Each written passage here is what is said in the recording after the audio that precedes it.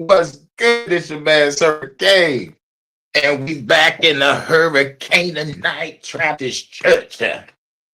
Hey, Lord. Get it from God. For I am the God of wind, storms, and fire. For all my lovely ladies, all the goddesses, it's time to give y'all this hot sermon. Let's get it. But let me go off into some shit first. I'm rolling up. My other phone is still kind of charging. So I'm about to roll up and see what I can work with. I hope the phone don't die on me. If it do, then oh well. But I'm gonna put this bitch on the charger and plus I'm gonna move everything further up. I'm about to move this table, move my chair and shit. But welcome to the church. Church doors are open. Come on in. Come on in. I wish I could play some motherfucking music, but StreamYard on that bullshit. It took my ability to put up thumbnails. Took away my ability to motherfucking play music, but the shit used to be free. But it's all good. It's all good. Shout out to Jordan Ackham Universe, Jordan Ackham Frequency. He got some great sounds over there. Shouts out to Bearded Conversation. Shout out to Lil Key. Shout out to the JVJ Network. You know, shout out to Truth Zone. Shouts out to Brownstone Power. You know what I'm saying? Shouts out to Ellie. Shouts out to Water Style. You know what I'm saying? Shouts out to the goddess Crystal. When I destroy this world, you will be the goddess of the new one. Shout out and much love to the First Lady Vonta all day. You know what I'm saying? Shouts out to everybody that fucks with this channel, that fucks with my content. I thank y'all. If it was for y'all, I wouldn't be doing none of this shit. You know what I'm saying? Crack this on open. Everybody, grab your frankincense and spark up. Pop open a bottle of wine or whatever y'all like to drink. Kick back, relax. The beautiful women will come around with the collection plate. Don't forget to hit the cash app. $sign. I said $sign Hurykane JW. Make sure you put a capital H for Hurykane. You already know what it is. But I've got to put my disclaimer in on my last video, on my last church service. Got nothing against all you Christians. But most of you Christians are, dude, you got mail, yay. But I'm cool with conspiracy Christians, spiritual Christians, and Gnostic Christians. Why? This is my disclaimer, y'all. The spiritual Christians value meditation. So they understand that Jesus and God lives within the heart chakra. So they focus on that. They focus on living in love, peace, harmony, joy, happiness, you know, and they use their heart chakra and they work their way up to the throat chakra to speak truth and unlock that third eye and get that motherfucking psychic foresight, and the crown chakra gets activated and you get to connect with the gods and goddesses. You know what I'm saying? I wish I could disappear and go chill, but I guess I got to talk to them from within, because at the end of the day, it's in your head, in your head, in your head, head. You know what I'm saying? Some people connect with gods and goddesses. Some people connect with entities, and some people connect with their ancestors. When you fully unlock the true power of meditation, meditation is really, truly the key. Meditation, breathing, affirmation, visualization, and you create your manifestation by just keep on doing it. It's like the same amount of motherfucking energy y'all gave to Christianity, y'all got to get that same energy back to yourself. And the only way to make this happen is if you get in tune with self. Y'all love the Matrix so much. The Matrix say, know thyself. If you don't know thyself, it's a wrap for you. All the war, you got to know your enemy. You know your enemy and know thyself. Now we know that the enemy used the Bible for control, to make people weak, docile, sheep. So we need to get out of the political and religious dogma. And I think if we do that and start using your critical thinking skills. Start using your comprehension skills. Start using common fucking sense.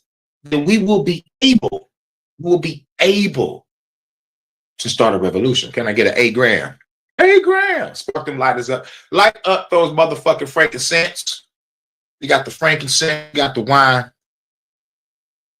Ladies walking around looking good, half naked with the outfits. Yeah, Lord. To my pocket goddesses and to my busty lovelies. Show the church some love. You know what I'm saying? This the Hurykaninite Traptist church where we gonna ask. We gonna ask some questions. Like question number one, God, why did you kill those kids with motherfucking bears and shit? God, get it from God. Oh shit. But shouts out to everybody. Much love to my first lady Vonta. Much love to Crystal. You know. And let's see. I don't think she's gonna be charged enough. I might have to move this. Hold on, y'all. Give me a sec. Move this shit. Hold on. Can I put it right here? Oh. It gets high up to the sky. Think about my frankincense. Give me a second, y'all. I'm moving some shit.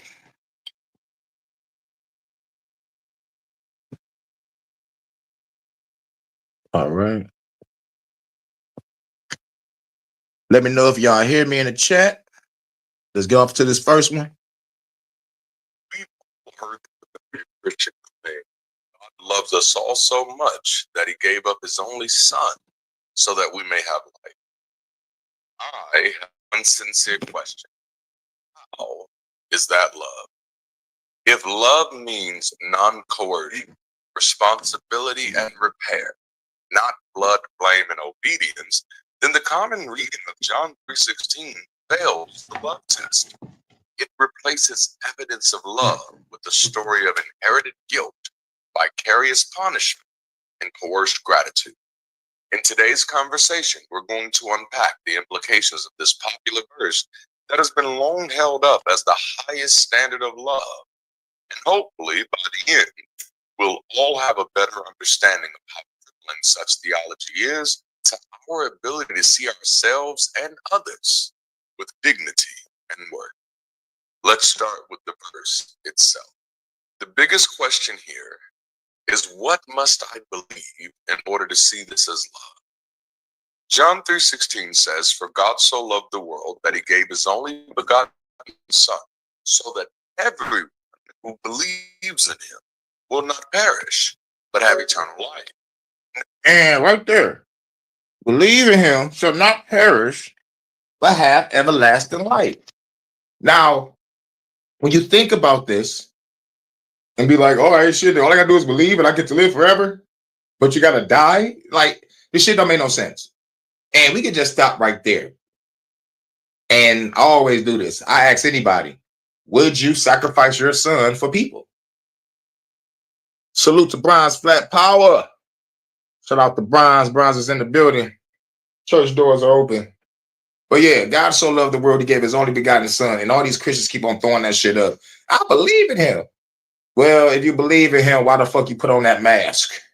Why the fuck you followed all the rules? I thought no weapon formed against you shall prosper. I thought, yea, though you walk through the valley of shadow of death, you will fear no evil. And the government committed a major evil on this motherfucking planet. And yet these Christians are like, oh shit, I'm scared. It's the end of days, y'all. And they love comparing shit from the Bible to what's going on in the world. And that's the crazy shit. Like, most of that shit in the Bible is not going on now. Like, we are living in a different age and time. Different age and time. But that whole father giving up his son, and whoever believes in him shall not perish but have everlasting life, and no one gets to the Father but by him. What's crazy is, yo, God, here's a question, because we asked some questions. God, why you just don't come down and do some shit in the blink of an eye? This lets me know that God can't get his ass beat because he's limited his motherfucking self. Or maybe he's that type of nigga that likes to work in the shadows, but sometimes come out directly only to kill people. You know, it's like God never really did anything good to me. Or for me, or for anybody, because we haven't seen them. There's no proof of any character in the Bible ever existing. So if you can go dig up King Tut and motherfucking Akhenaten and motherfucking float them niggas across the world, or throw them niggas in a museum, shit crazy. But John 3:16 is bullshit. It's all about Austin 3:16. And Austin 3:16 said, I just whooped your ass. And that's the bottom line, because Stone Cold said so.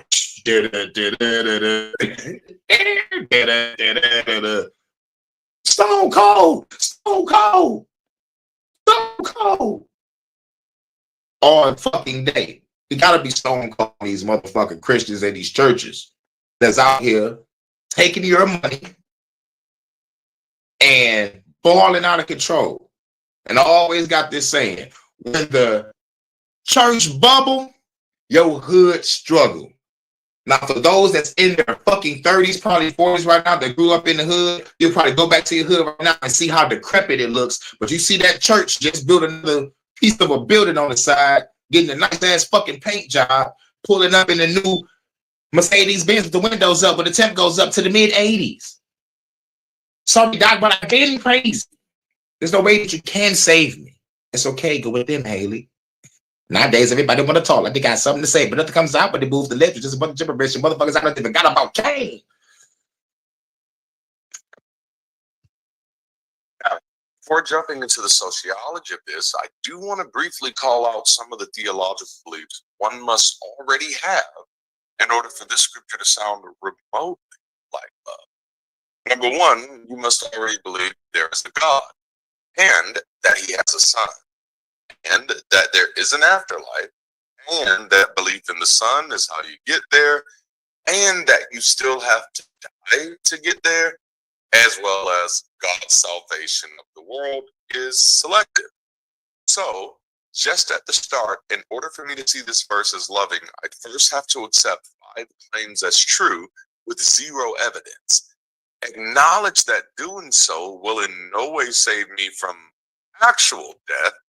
Be naive enough to think that belief in a story is methodology for good living, and believe that an all-powerful, all-loving God is incapable of saving everyone without such an impractical requirement. Now, that's the fun stuff that most of us can pick apart quite easily, but it's the more insidious things that we have to believe about ourselves to accept this as love that will make the focus for today's conversation. All right. That was just a little short clip from Durante Lamar. We're going to be on Durante Lamar's channel. He was just over there on the coach channel on the first sermon. You know, shouts out to Deconstructed Christianity. And his other channel is Lorenzo Reed. Shouts out to the coach, man. He's a great coach. Great teacher. He was composure. Great shows they do. You know what I'm saying? Shouts out to Deconstructing Christianity, man. That's great. Great channel. And Dante Lamar is a great channel too, because he's an ex-pastor. He used to brainwash the Christians. Now he woke up and trying to get some truth. Now, do you really know what the Matrix is?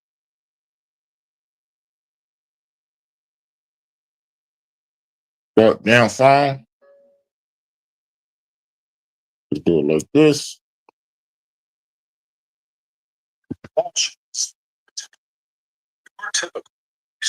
It's an ad, y'all. Your entire reality is based on an illusion. Your entire experience reduced to antiquated lines of code. A hidden program of superstition running beneath our very lives to keep you subdued, docile, and distracted. Let me tell you why you're here. Like I said, What if this shit was created to keep you weak, docile, and distracted? I said it's keep you weak, docile slaves and sheep. And sheeps are cattle. When you go back to the rancher and cattle theory, put a one in the chat if y'all can hear the audio and me. But when it comes to the rancher and cattle theory, the government or world leaders are the ranchers, law enforcement and the feds are the dogs, and the people are the cattle that gets herded to the slaughterhouse. So we need to get out of this religious dogma and political dogma. And I guarantee you the revolution will start because like once we break free from the mind control and people start seeing who the real enemy is, people are going to get fucking angry.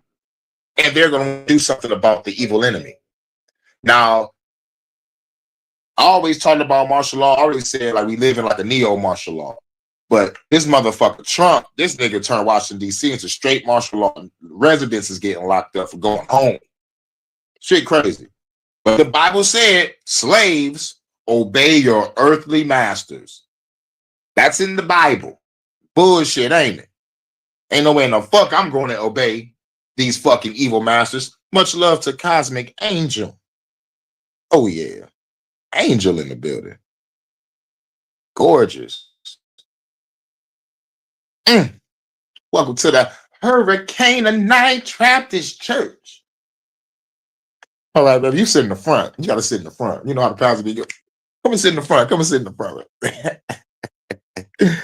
She got to sit in the front. Here because you know something. What you know, you can't explain, but you feel it. You felt it your entire life that there's something wrong in the world. You don't know what it is, but there, like a splinter in your mind, driving you mad. It is this feeling that has brought you to me. You know what I'm talking about? The Matrix is I'm feeling that. They fell short this time. Oh, springs in the summer. I don't know why I thought about that song. Here we go from here. Turn on the lights down now. Smiling from ear to ear. I'm feeling it. Even now, this very room. You can see it when you look out your window, when you turn on your television. You can feel it when you go to work, when you go to church, when you pay your taxes. It is the world that has been pulled for your eyes to. What is real? How do you define real? If real is talking about what you can see, taste, smell, and touch, then really just electrical signals targeted by your brain. Welcome to the Matrix. And I guess Durante Lamar is trying to let you know we're living in a religious matrix. But I say we're living in a fucking full matrix, political, religious. We need to break all these systems. And that's why I love us, because we are the one. We are the Neos and Trinities of this crazy ass world. And the agents are the feds and the agents. We got to deal with these motherfuckers for real. They're blocking us. They're censoring us. I was supposed to be past 1,000.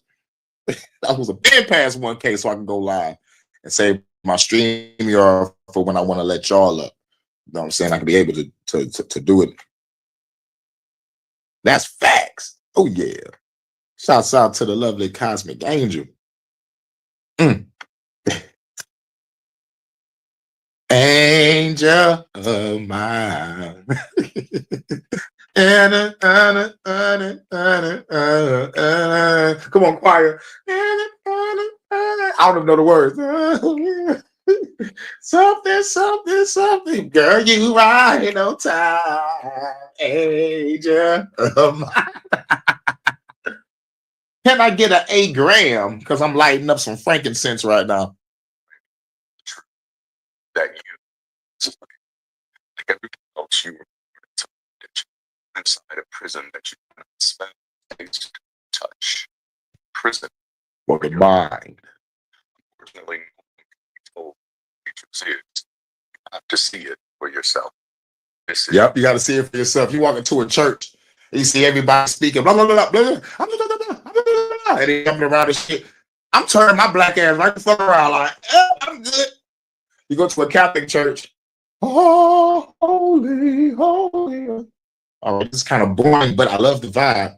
And then they start doing some weird shit with the kid and putting the kid in the water and shit. I'm like, that water dirty. I seen that when I came in the door.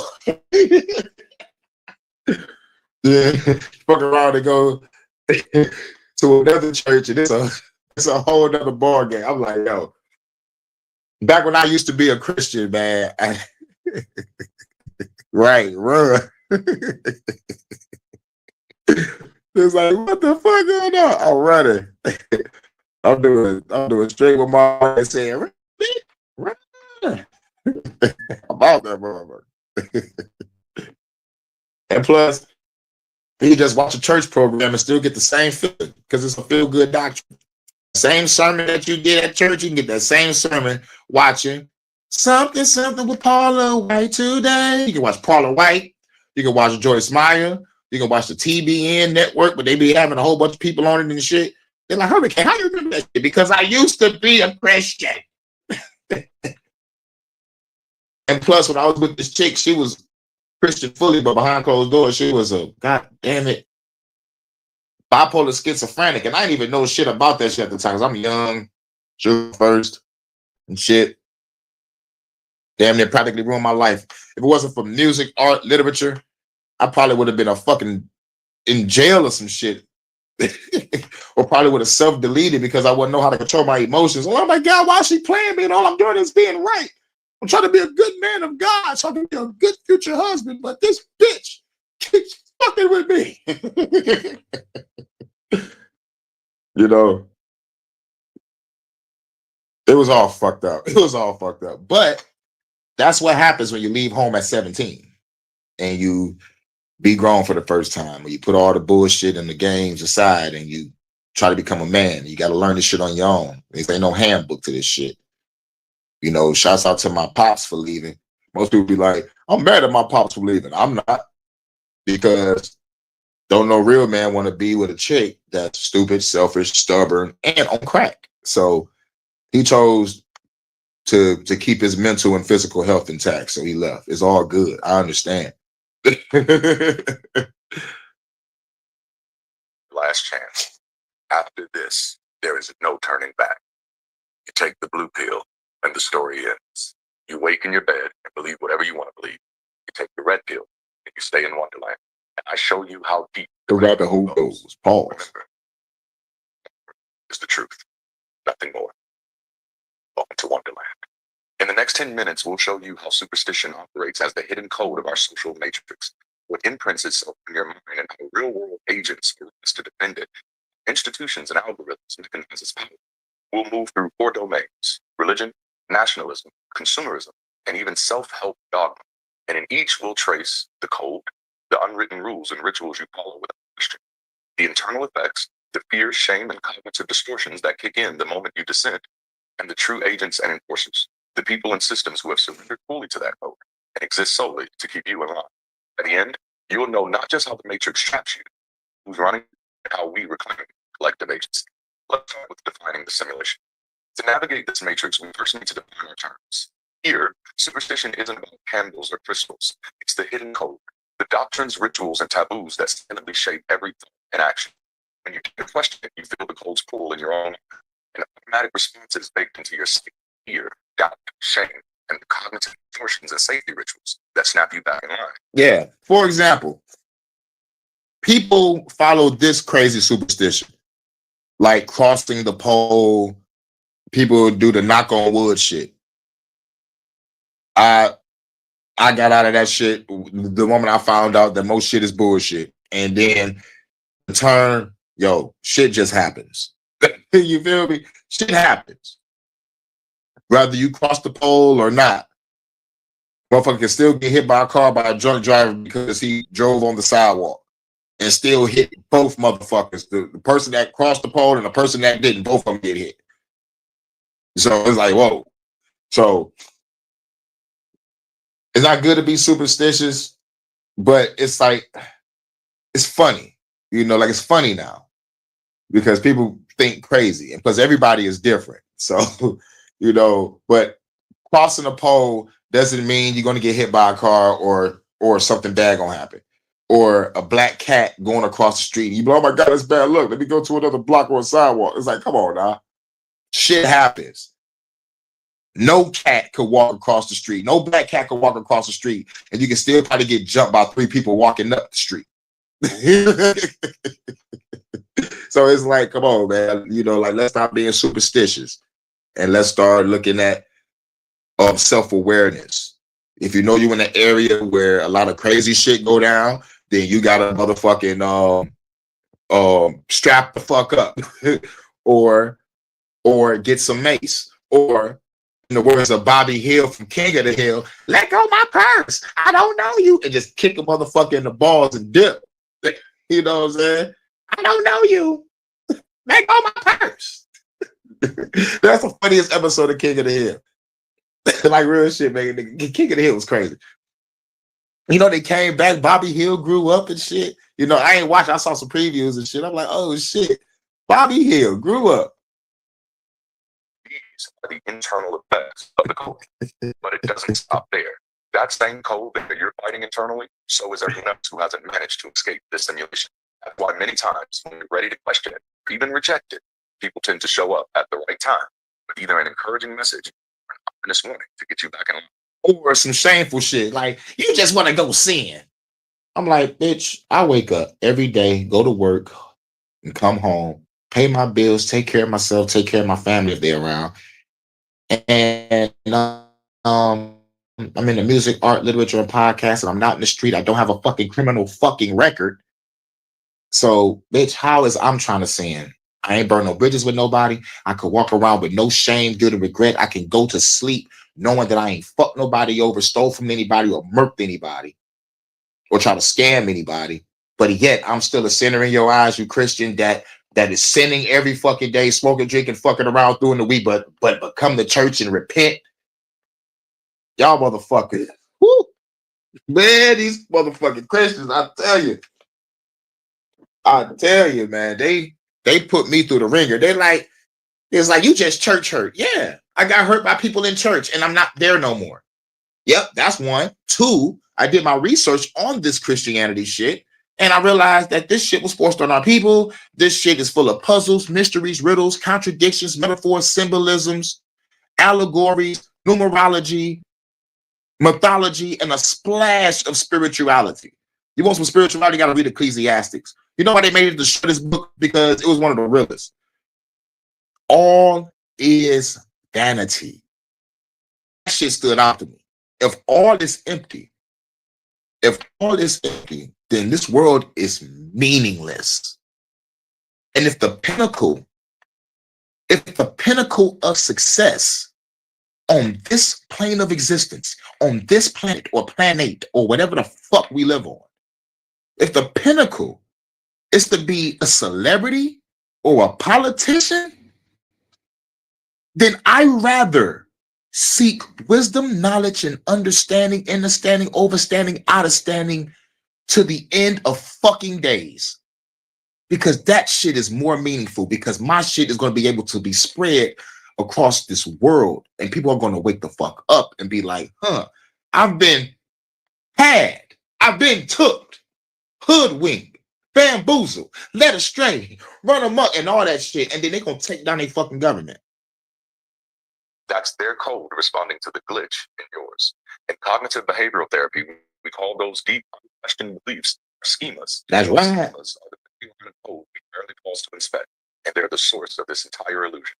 And then there are the true agents and enforcers, people who fully surrender to the system, clergy and pundits to educators and executives, alongside the institutional and machines. Thank you, Angel. Return to religious dogma. First domain. Its core are the invisible rules of salvation and sin. Original sin as the virtue of the soul, the sacraments as mandatory routines, priestly intercession as the only escape hatch. These doctrines and rituals belong to people that tell you what's real and blasphemy. The moment you question eternal judgment or divine authority, you feel the cold take back inside your mind. That guilt kicks in. Yeah, and that used to happen to me. You know, I had a question in my mind about the Bible during the time of being a Christian, and then like something just triggered, like, come on, man, God gonna make a way. You got this. I'm like, you know what? Yeah, I'm thinking all crazy as shit. Let me get back to God. You know what I'm saying? I remember that feeling. I remember the energy. I remember the motherfucking feeling of just being suffocated. But like when the church starts, everything is all cool, peaceful, full of bliss. The weight like a motherfucking chain got put back on. I'm like, all right, yeah, put this ball and chain back on and drag your ass back home. See you Sunday. And you better have 10%. And when it comes to 10%, Creflo, I want your dollars. That pastor. This motherfucker got ATM machines and motherfuckers got to have W-2 forms. So you really give up your 10% towards God. This motherfucking bitch ass pastor had the nerve to be like, I need y'all to help put gas in my fucking $60 million jet. Like, what? And the other pastor, I forgot his name. I don't know if his last name Sapp or some shit. He locked the church doors and forced the congregation to give up that money. I'm like, nigga, this is kidnapping and extortion. Shame, failure, and existential anxiety. Oh, yeah. After I die, perish forever. In terms of cognitive behavioral therapy, these are schema-driven distortions. Learn nothing thinking that brands you as either saint or sinner. Then you encounter the human enforcers who fully internalize this cult.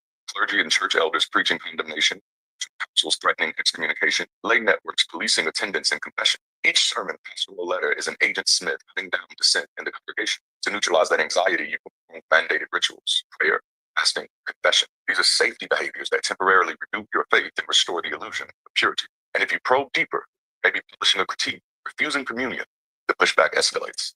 You get private reproof, public shaming, or even outright expulsion from the community. Yeah, get the hell out of my church. You a demon. See, these are the condescending, judgmental, brainwashed motherfuckers. They're like, you just want to sin. Get the hell out of my church. You know, it's like, I'm just asking a fucking question. Like, I just asked a question. You don't got no faith. Ye have little faith, like Jesus said. I'm like, y'all motherfuckers are fucked up in the head. Like real shit. Like if a person came from another country and they wanted to visit these churches or cathedrals, they walk in and see some of this shit. And plus, like Christianity is the only shit that disses every other religion. Be like, y'all religions are mythology. Our shit is the real shit. Hey, nigga, tell that to a motherfucking Muslim in the Middle East. Tell it to a nigga from China. Like, what? At least like they respect your culture, nigga. It's like, you know, like they don't like when like shit be forced on people. So it's like, you know, like you believe what you believe. But Christianity be like, if you believe anything else, you're going to hell. Like, nigga, how the fuck do you know? The guy that Jesus come down here and tell you that? Yo, nigga, Hurykane going to hell. Like, come on. I got a personal relationship with Jesus. Prove that shit. Where the text message at? This the FaceTime. You know what I'm saying? Then you pick out your cards like, pick a boo, bitch. You know what I'm saying? Like, what the fuck? I got a personal relationship with God. All right, what does he tell you every day? He tell me to be good. Okay. To review the system and keep the code unchallenged. Now, internationalism and cultural rituals. Second, it's hard the unwritten mandates of national identity. Oh, yeah, don't get me started on ritual. What's that ritual that we used to do in church? What's that ritual we used to do in church? They'd be like, eat this cracker. It symbolizes my body. This is a piece of me, right? And sip this wine. This is my blood. Now, some churches I used to go to back in the day, they actually had real wine. Most of the churches had Welch's grape juice. God damn, that's some good ass fucking juice. I don't care what nobody say. I'm like, look, that's a suburban shit. But like when I finally had some, when I was in the burbs, I was like, man, this is the best juice I've ever fucking drank. We over here in the projects drinking grape drink. We drinking red drink and shit. We finally had some juice. I'm like, what the fuck is juice? I want some apple drink. It's green. But real shit. Sugar, water, purple.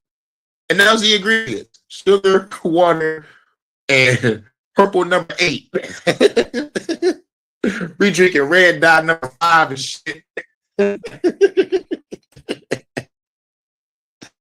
Sanctity of the flag and the anthem, the myth of exceptionalism, schoolroom pledges, military parades, holiday pageants. Chameleon. That's the name of it, Chameleon. Man, this bitch on some ritual shit, man. It's like it's dark when you think about it. It's like the church ritual, you eating a piece of flesh and you drinking blood. That's some ritualistic shit. And it's kind of scary when you think about it from that perspective. I'm covered in the blood of Jesus. Ugh. You covered in his blood? Ugh. You know what I'm saying? Think about it from that perspective. You'd be like, you Christians are fucking nuts.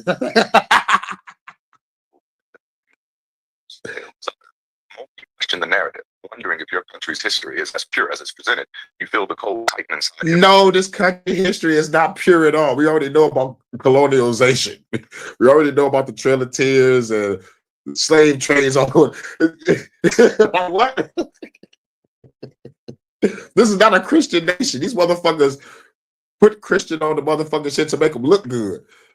There was like, in God we trust on the dollar bill, but it ain't the God that you think. You know what I'm saying? On the pyramid, it said Novus Ordo Seclorum, new order of the world. So it's like, yeah, nigga, what God a nigga worship? How you gonna have God on it with an Egyptian pyramid and an owl carrying arrows and flowers and shit? What the fuck is this symbolism? You feel that pride and superiority. My nation is the best and can do no wrong. God bless America, no one else. And then conversely, guilt or It's actually very scary. In cognitive behavioral therapy, these manifest as mind reading. Everyone must despise me for doubting. And even personalization, where any criticism of my country is perceived as an attack of the word. Then the real world agent Smiths appear. Journalists and pundits screaming dissent as betrayal. Politicians rallying us versus them rhetoric. Civic organizations demanding loyalty. Yeah, politicians coming up to a church in the hood, and the hood that used to go to church every other fucking Wednesday and Sunday, they can't even get a goddamn seat because all these politicians and their friends coming through and taking up all the seats. The niggas from the hood got to sit in the parking lot, make a tent and barbecue. I seen it. Individuals who fully embrace the nationalist code and dedicate themselves to policing any hint of dissent. To soothe that internal turmoil, you engage in sanctioned displays, posting a flag emoji on social media, attending a local parade, purchasing patriotic merchandise, rituals designed to signal conformity, push past the permitted boundaries, writing an op-ed that questions the national narrative, protest movements, and the enforcers ratchet up the response, smear campaign, black or illegal intimidation. Each move is calibrated to reboot the system's loyalty chain. The code intact. No. Yeah, keep the code intact and keep the people in line. This little light of mine, I'm gonna let it shine. Or what's that other shit? What's the other song? God damn it. And all I know is they say, save the wretch like me. I once was lost, but now I'm found. Was blind, but now I see. Can't see shit. He blind as hell. And when you call yourself a wretch, oh Lord, see, please save this wretch. I am not worthy. Paul said, no one is good, no, not one. Even though I do the right thing every fucking day and I give all my, I'm like, we ask some questions. God, why haven't you come down and at least grab your people and leave us here to our fucking devices? You come down here right now and change all this shit, but you up there like, Earth is my footstool. No wonder we ain't getting shit because he got his feet on us. Slaves obey your earthly masters. I forgot what passage that was. But in Deuteronomy, it's like, therefore thou shalt serve thy enemy. I gotta serve my enemy? What? No. But in Isaiah 45, God said, I created good and evil. Well, if you created good and evil, Lord, oh Lord, get rid of this shit. I'm gonna build some Kevin Hart shit. Help me. Hurricane, you're going to hell. If I do, I'm gonna be down there like Stink Meter from the Boondocks. I'm whooping demons' asses, and I'm gonna decapitate Lucifer. Then I'm gonna find the purgatory gate, get into purgatory, light everybody up in that bitch, try to make an army. Find Heaven's Gate, open that bitch, because you know. I know how to get to heaven, y'all. You know there's 7 levels of hell right now. Now, this could be all speculation, but if you look it up, there's like 7 or 9 places to go that leads to hell. So I'm like, who needs to die to go when I can just go? But I heard people can't even get past the first level, and the first level is called limbo. But that's if you into the Dante's Inferno theory of how hell is. And Dante's Inferno is some bullshit that was created to instill fear in people that do whatever the fuck they want. So it's like if you greed, you go to this type of hell. If you angry, you go to this type of hell. If you lust, you go to this type of hell. And plus everybody like, I love fucking. I'm gonna go to hell if I do this. So not factoring in God ordered the death of men, women, and children. And yet you don't want me to murder somebody that motherfucking did something to my family member and I want my revenge. Thou shalt not kill. Kill his nuts. Pause. Fetishism, the third domain. At its heart lies the axiom: your identity equals your possessions. Latest smartphones, designer labels, cultivated lifestyle purchases, all lines of instructing you who you are and what you must desire. The moment you have to take good. Absurd and fear of missing out. If I don't upgrade, self-doubt. I'm not in behavioral therapy. All this catastrophe. Missing that sale is catastrophic, and labeling failure. Not only this, real world Agent Smith's here. Marketing executives scripting scarcity narratives, brand ambassadors preaching loyalty, influencers posting curated lives as gospel. They fully internalize the consumption code and exist to drive your compliance. In them, retail algorithms detect your hesitations and flood your feeds with targeted ads and flash sale alerts. Loyalty programs gate rewards behind spending thresholds. Every digital nudge is calibrated to keep you silence the inner anxiety and emotion. Midnight checkouts, boxing rituals, social media. These are temporary resets that restore your sense of belonging. Resist, skip the pre-order, delete the app, and the system intensifies the assault. Push notifications, exclusive invites vanish, peer reactions turn cold. Each move is engineered to reboot your compliance and keep the consumer code in check. Yeah. And when you go to these channels that deconstruct Christianity or motherfuckers dissing Christianity, there's always a fucking Christian ad that try to get you to turn away. Like if you're trying to convert away from Christianity and you try to go to other avenues, they flood you with a shitload of Christian shit. I'm like, what the fuck? I'm trying to hear something that's not about Jesus. And the first thing I see on the ad, like, are you not learning about God? You need to read the Bible more on an AI Jesus picture. I'm like, oh my God. Like, oh my God. And plus what's crazy is, like, I know more about the Bible than these fucking Christians that claim they read it. I know more about that shit than them. And it's crazy because I read it in that format. I read it in the format because full of puzzles, mysteries, riddles, contradictions, metaphors, symbolisms, parables, numerology, mythology, / spirituality, and allegories and shit. So when you read it in that format, you will have a better understanding. But even then, there's another thing that's missing. There's holes in the Bible. Most Christians are scared to read the Dead Sea Scrolls. They scared to read Enoch. They scared to read the Book of Jasher. They scared to read the motherfucking the secret book of John, because the secret book of John, it tells you who God really is. And when I read that, it put everything in perspective. If God is real, God is evil, genocidal, homicidal maniac. And these bodies are prisons for our soul. And the only way out is through gnosis. The Gnostic Christians were killed for this. They had to motherfucking bury this shit. But since motherfuckers love digging up shit, dug up these Dead Sea Scrolls in 1945. They deciphered it in the 70s, and now motherfuckers know about Yaldabaoth, Chief Archon. This shit was supposed to have been buried. I know they mad for digging this shit up, but they probably didn't care because they had a grip on humanity. They like, oh shit, nigga, we got this world on lock. We killing people through the food, through the water, through the air, through disease. Shit, nigga, they can find out a little bit about whatever god that is. We worship Moloch. We sacrifice kids at Bohemian Grove. You know what I'm saying? That's how they think. That's how they think. The evil bastards. Right. Manipulation. Yup. Mental gymnastics. That's right. Yes, that part. You already know. Shouts out to the cosmic angel in the building. Angel of mine.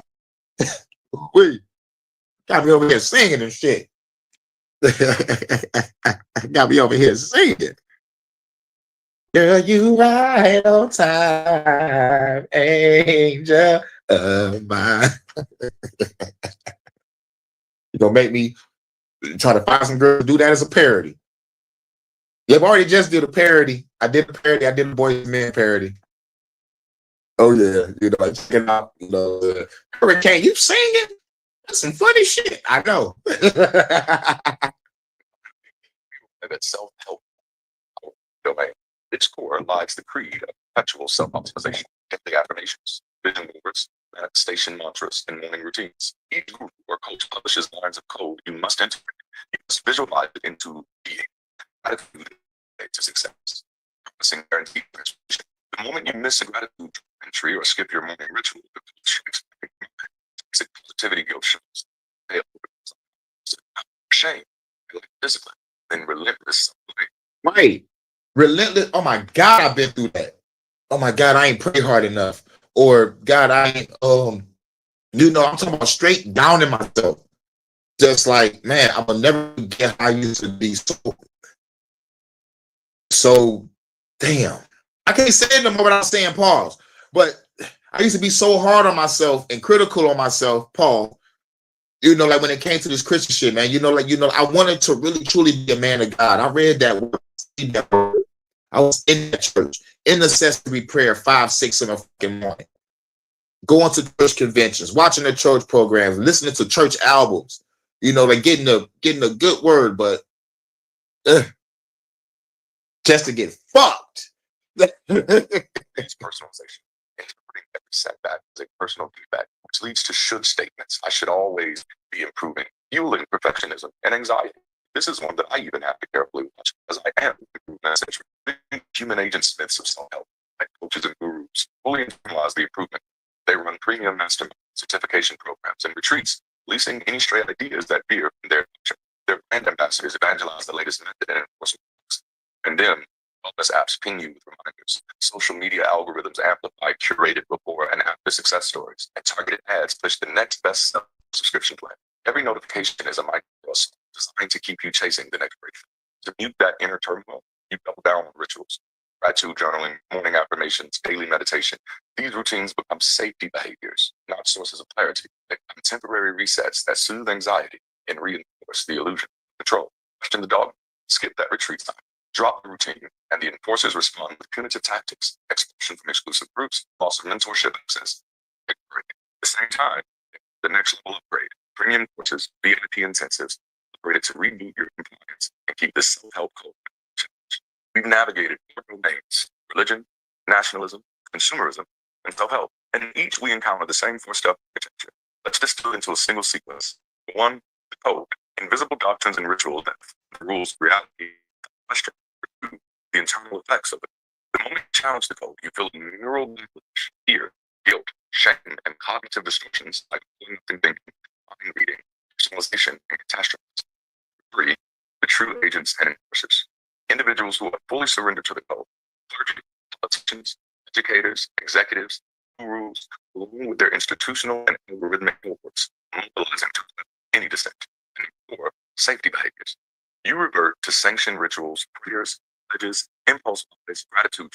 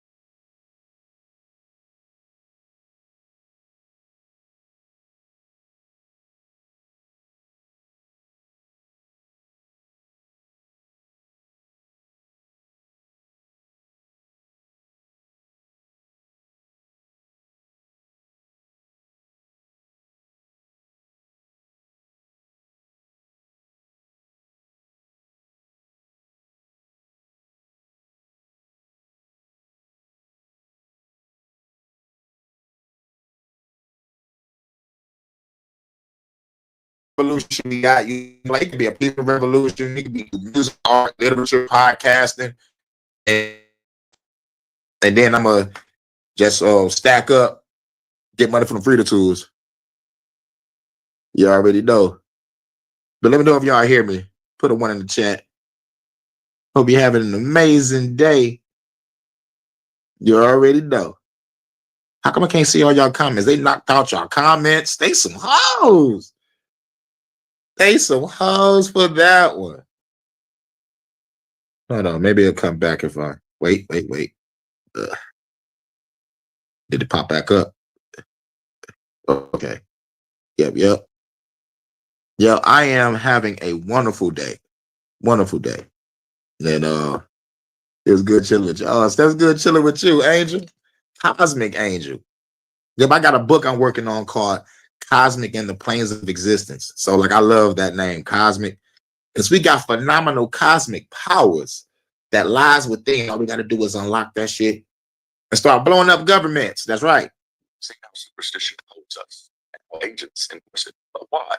What is this matrix extracting from us, and who truly profits? In every domain, religion, nationalism, consumerism, self-help, there's a clear economy: obedience, loyalty, data, dollars, and consent. Each ritual you perform, each belief you recite, each purchase you make powers the system.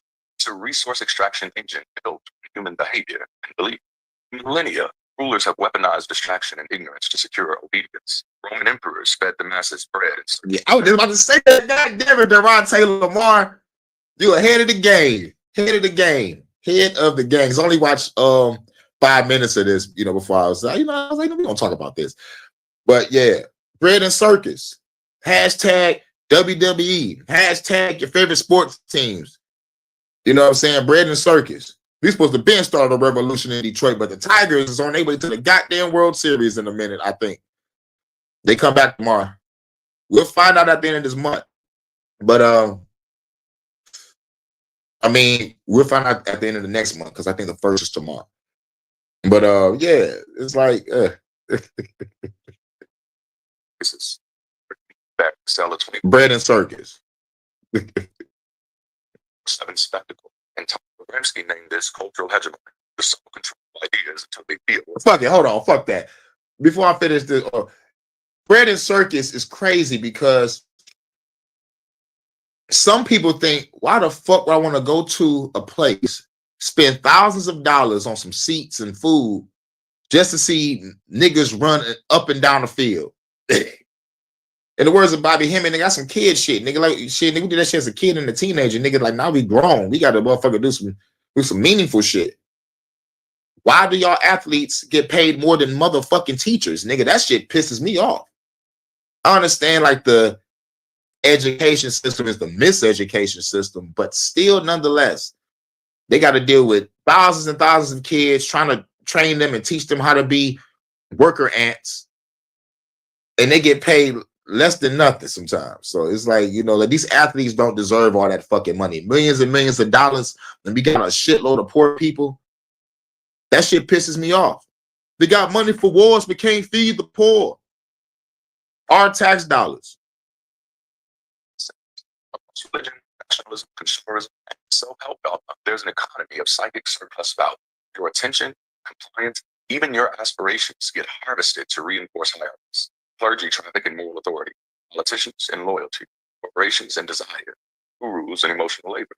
It's Marxist surplus value repurposed. The commodity isn't just labor, but your very beliefs.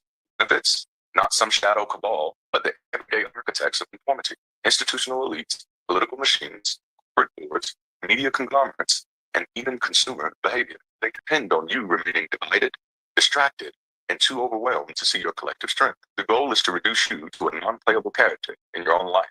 A non-playable character in your own life. That's deep. Pause. Because you're surrounded and bombarded by everything to keep you fucked and confused. Dazed and confused. That movie was funny. But it's like, it's time to wake up. You can see the advertisement. You can see the billboards. You can see the motherfucking shit on television. You can see the ads when you try to get away from Christianity on YouTube or any other platform. It's just a Christian algorithm. Like, yeah, don't leave, come back. I'm like, fuck you, Jesus. And fuck you too, Satan. Both of y'all niggas gonna catch these hands if y'all real. You know what I'm saying? Angels, demons, everybody. Everybody. Matter of fact, I'm gonna blow up heaven, I'm gonna blow up hell, and I'm gonna turn purgatory into my domain. How about that? Catch me outside, God. How about that? Suckers. The people who suffer are the ones who don't realize their own capacity. Truly suffers is every single one of us by being robbed of the world of true freedom and submission to the delusion of inadequacy. Those of us who continue to surrender our best years to monarchs, monarchies, presidents, creeds, and conglomerates, and neglect of our best selves. Those of us who continue to shrink to be accepted. Humanity itself that is at stake. So where then is our Zion? Yeah, humanity, it is at stake. And even if God and the devil was real, we are at stake because these motherfuckers are playing tug of war with your soul. They playing tug of war with your, not even showing their faces. Let me just grab your soul. And plus all these evil motherfuckers, like, where the angels at? To come down and possess motherfuckers to stop the demon possession. Where the fuck y'all at? Y'all up there with weapons and shit is walking around showing off. You ain't doing shit. Because God said, we only got to move it to the day of judgment. Day of judge these nuts, motherfucker. This world is being killed through the food, through the water, through the air, through disease, nigga. When I get up there, I'm fucking y'all up. I'm making a comic book. I'm working on a comic book called God Killer. And I'm still trying to get the premise right because I want it to be a compelling story. And I also want it to be relatable to people that think like this. It's like, what creates a God killer? That, you know, like, it's like the movie, I think it was it Thor Love and Thunder or Thor Ragnarok? I'm not sure. I think Ragnarok was with the girl Helen. She fine as fuck with that magic. It was probably Love and Thunder, but Gore, the God Butcher, he ain't become Gore the God Butcher until he made it to the fucking heaven and he saw his God. When he saw his God, Gore expected to, you know, like have peace in the promised land. The people served you. Now we ready for the blessing and shit. The guy was like, he think there's some type of reward in this bitch. It's like, there ain't no reward for you, dog. And he threw his fruit at him. He threw the motherfucker, you know, God threw his fruit that he was eating at the nigga. It was like, nigga, the only thing after death is death. Y'all people's job is just to serve and worship. That's what give me my power. And Gore was like, but like me and my people and my daughter died in your name. It's like, nigga, that's what y'all do, nigga. You know, the only thing, nigga, after death is death. So at that moment, Gore said, nigga, I denounce you. The guy walked up, choked Gore.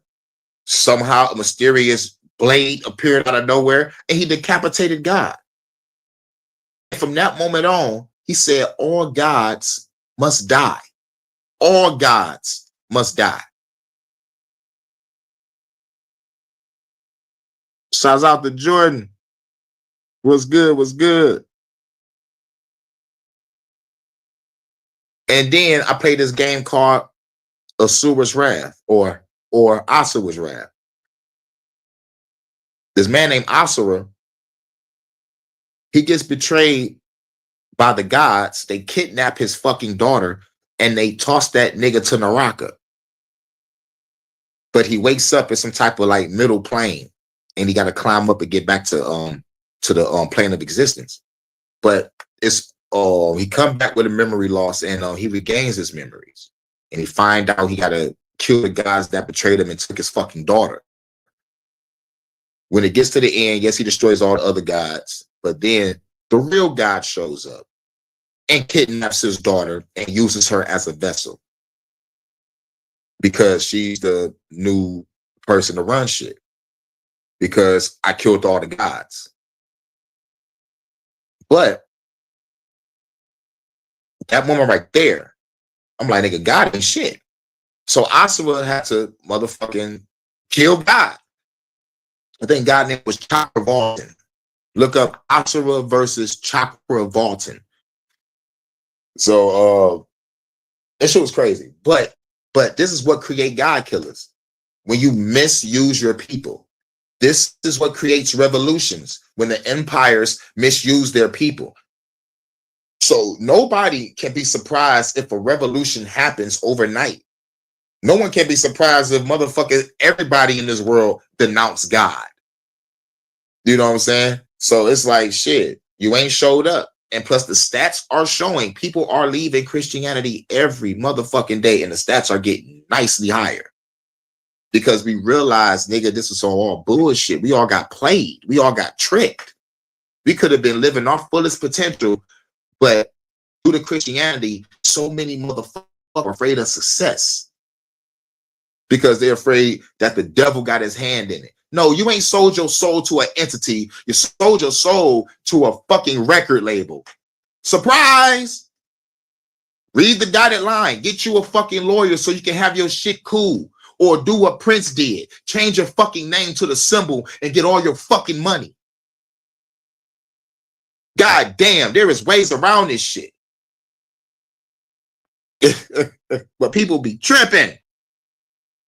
Make sure y'all like, share, and subscribe. Make sure y'all hit that Cash App and give a donation to the Hurykaninite Traptist Church. It's not a hidden city somewhere beneath the desert. Grid city thinkers, masterminds, those secular humanists and truth seekers building real connection beyond superstition, agency, those who seek to liberate our lives and the world, rule the few. And who is our need? It could be you, any of us. Take that red pill, questions the code, recognizes the extraction, and dares to rewrite reality. The truth of the matter is, we are all the one. And once we realize that, maybe, just maybe, we'll finally all be one people, one planet. Using the code, you felt the agents closing in. The truth is yours. Remain a subroutine, an NPC. Take the red pill and learn to rewrite your reality. The end goal is to restore your agency and autonomy and cast off the need for conquerors, colonizers, and cop-outs. It's time for all of humanity to show up to the table of existence as one. If you're ready to dive deeper, head over to the window shop to get today's guide. You want to head a little deeper, come to the USS Hurykane. But anyway, that was Durante Lamar, and I thought that was a good message for the second sermon. You know, we live in all different types of matrix, the religious matrix, political matrix, you know what I'm saying? I was trying to take back your mind, take back your body, take back your spirit, take back your reality. So shouts out to everybody coming through. Yeah, religion might have to catch the playback. But yeah, we just really talked about like us living in the matrix, you know, like the matrix of this religious and political dogma shit. And he broke it down. That was Durante Lamar, ex-pastor. He used to be a pastor. Now he became the one. He had to break free from the matrix. You know what I'm saying? And everybody from different walks of life, you know, breaking free. And it's good to see. It's really good to see because churches ain't gonna have no hold on everybody any motherfucking mode like they used to. Motherfucker. I want to blame Kirk Franklin when it comes to the black community. I want to blame that motherfucker. Stop. What my people said, stop. I promise the stump, the whole stump, nothing but stump. Put the hands together. Come on. But yeah, man. But shouts out to everybody coming through. Shouts out to Jordan. Shouts out to Relentless. Shouts out to the Cosmic Angel. Angel of mine. Every time you pop up, I'm going to do that. Girl, you right on time. Angel of mine. I would do a parody of that, but I don't do female songs. I'll motherfucking kill that parody. I'll kill that parody. You already know I would. But I'd rather get some females to do that parody. I love to do I would love to do a fucking Rick James and Tina Marie parody. I really love. If I can find a chick to do that shit with me, my fire, baby. And you burn me within your flame. Once I get my voice right, it'll be a rap. I'm a Rick James, bitch. Enjoy yourself. I'm one of the coldest motherfucking rappers of all time. I'm one of the greatest parody singers you ever seen. Hold my drink, bitch. I'm Rick James. Enjoy yourself. Motherfuckers take one more step, I'm kicking this nigga out the motherfucking window. You know what you did to me? Look what you did to my face. Sorry, trying to remember it's an accident. I was having too much fun. Offer you a truce. The stick is for the icky. Want to smoke with the old boy Rick James? Yo, my forehead is bumping, man. Now that you mention it, I think I'm bleeding inside my chest. But I got the medicine. Bitch, come over here and have sex with Charlie Murphy. I'm Rick James, bitch. I'm about to go watch that Chappelle show after this, y'all. Fuck your couch, nigga. Fuck your couch. Stop this, sis. Stop this, sis. But shouts out to everybody coming through. Y'all the truth. This is the Hurykane second service. You know, I'm on my StreamYard anytime minutes. If y'all can share, like, subscribe. I need 5 more subscribers so I can get that 1K and I can go YouTube live finally and I can save the StreamYard for when I just want to do panels and everybody can come through, click up. You know what I'm saying? You know, I can be able to motherfucking save some shit. If I want to go on YouTube live, I can just go live and do something like that. You know what I'm saying? I can balance this shit now. Instead of motherfucking worried about anytime minutes. Now I gotta make small videos for like a fucking week now. Much love to Emma from the Netherlands. We going global. We going international with it. Welcome to the Hurykaninite Traptist church. You gotta catch the playback. Well, shouts out to everybody. This is the Hurykaninite Traptist church. Hurykane Sunday hood service, second sermon. Well, we gonna ask. We gonna ask some questions. Question 1, guy. Where the hell you been? The hell you at? Yeah. We out, y'all. Catch y'all on the next one. Oh, yeah, and much love to the goddess Vanta, my first lady.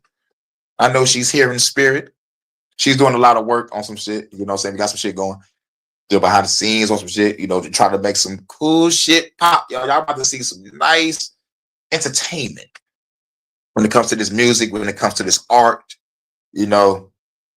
And much love to Crystal, goddess of earth. Much love to all my ladies, all my goddesses, all of y'all that comes to this church. Shouts out to the fellas. Shouts out to brother Jordan, the leader of the choir, king of the choir. You know what I'm saying? And shouts out, you know, to all the brothers in the chat, brother Relentless, brother Bronze, you know what I'm saying? You know, who else was here? Who else was here? The champ is here. The champ is here.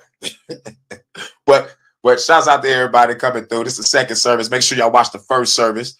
And much love to everybody. I hope y'all have a nice Sunday. I'm about to probably grab me something to eat. You know what I'm saying? You know, I finally got some good energy now, you know, because I had to motherfucking go to sleep right after the first service. Because I've been up all night. So, like, I had to motherfucking wake up. I could have did this shit maybe like an hour or 2 earlier. But, shit, man, I was knocked out. I woke up, went to the store, grabbed my blunts, came back, smoked up, sparking up that frankincense, and get ready for this service. And I think this was a good message. We talked about the matrix and how it really is when it comes to this level of conversation, when it comes to religious dogma and political dogma and a whole bunch of other shit. And watch out for the agents that try to guilt shame you. What the fuck? I'm hot. Guilt trip. Watch the niggas that trying to guilt trip and make you come back to Christianity when you know you left and then you done with it. We got to give all that energy that we gave to that shit back to ourselves. We are the ones. Fellas, we are the one. Ladies, you are Trinity. Let's work together and fuck up this government. Because the government can kiss my motherfucking ass. Fuck the government. All right, shout out to everybody coming through. I'm going to catch y'all in a minute. Peace. This the Hurykaninite Traptist church.